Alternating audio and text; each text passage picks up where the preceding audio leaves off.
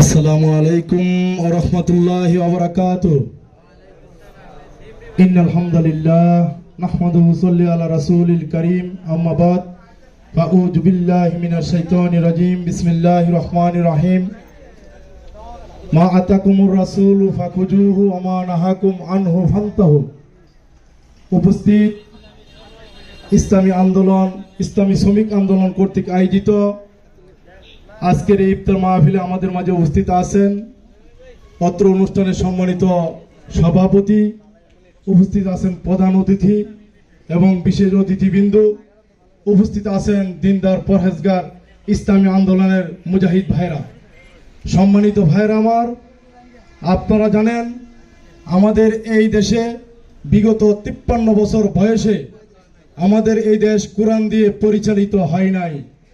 প্রিয় ভাইরা আমার, আপনারা জানেন আল্লাহ রাব্বুল আলামিন পবিত্র কোরআনুল কারীমে বলেছেন, ওমাই ইবতাগি গায়রাল ইসলামি দীনান ফালাই উকবালা মিনহু ওয়া হুয়া ফিল আখিরাতি মিনাল খাসিরিন। ইসলাম ব্যতীত অন্য কোনো দল, অন্য কোনো মত, অন্য কোনো পথ তাদেরকে কাল কিয়ামতের দিন আল্লাহ রাব্বুল আলামিন গ্রহণীয় করবেন না। প্রিয় ভাইরা আমার, সেই ক্ষেত্রে আমরা এই বাংলাদেশে আজকে যত ইসলামী দল আছি, সমস্ত ইসলামী দলগুলি যদি আমরা খণ্ড খণ্ড ভাবে কাজ করি তাহলে চলবে না। আল্লাহ রাব্বুল আলামিন বলেছেন, ওয়াতাসিমু বিহাবলিল্লাহি জামিআ ওয়া লা তাফাররাকু। তোমরা আল্লাহর রজ্জুকে দলবদ্ধভাবে আঁকড়ে ধরো, তাহলে তোমরা সফলতা অর্জন করতে পারবা। প্রিয় ভাইরা আমার, আপনারা জানেন আমরা যারা ইসলামী আন্দোলন করি, বাংলাদেশ জামাত ইসলাম, ইসলামী আন্দোলন, হেফাজতে ইসলাম, এদেশে যত ইসলামী আন্দোলন আছে, তারা যদি এদেশে সংসদে যায়, তারা কি মানব রচিত আইন দিয়ে তারা সংসদ পরিচালনা করবে? ভাইরা একটু কথা বলেন, তারা কি মানব রচিত আইন দিয়ে সংসদ পরিচালনা করবে? যারা ইসলাম মানে, যারাই কোরআন মানে, যারাই আল্লাহ রাসূলের হাদিস মানে, তাদেরকে যদি আমরা সংসদে পাঠাতে পারি, তারা পবিত্র কোরআন দিয়ে তারা সংসদ পরিচালনা করবে। প্রিয় ভাইরা আমার, আপনারা জানেন সূরা মায়েদার 44 নম্বর আয়াতে আল্লাহ রাব্বুল আলামিন বলেছেন, ওমাল্লাম ইয়াহকুম বিমা আনজালাল্লাহু ফাউলাইকা হুমুল কাফিরুন। যারা আল্লাহর কোরআন দিয়ে বিচার ফয়সালা করে না, যারা আল্লাহর কোরআন দিয়ে রাষ্ট্র পরিচালনা করে না, যারা আল্লাহর কোরআন দিয়ে সংসদ পরিচালনা করে না, তারা কাফের, তারা ফাসিক, তারা জালেম। কথাগুলো কি আল্লাহ বলেন নাই? প্রিয় ভাইরা আমার, আপনাদেরকে জিজ্ঞাসা করতে চাই, এই 53 বছর যারা রাষ্ট্র পরিচালনা করেছে, তারা কি আল্লাহর কোরআন দিয়ে রাষ্ট্র পরিচালনা করেছে? তারা কি মুসলমান দাবি করতে পারে?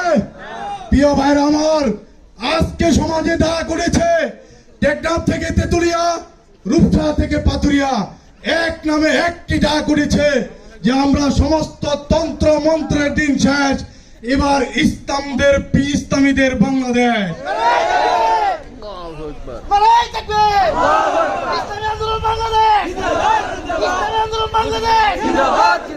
প্রিয় ভাইরা আমার, আমরা সমস্ত ইসলামী দলগুলি ঐক্যবদ্ধভাবে আমরা এদেশে একটি বুটের বাক্স দিতে চাই।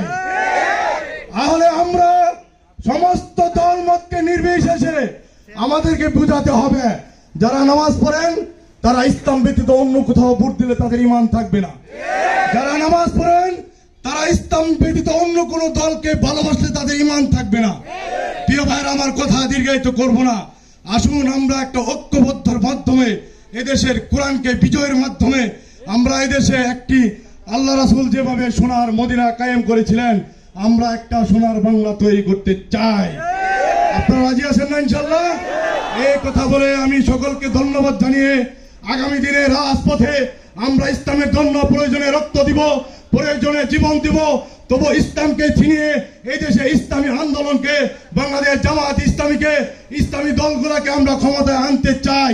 এই কথা বলে আমার সংক্ষিপ্ত আলোচনা শেষ করছি। ওয়া আখির দাওয়ানা আলহামদুলিল্লাহি রাব্বিল আলামিন। আসসালামু আলাইকুম ওয়া রাহমাতুল্লাহি ওয়া বারাকাতুহু।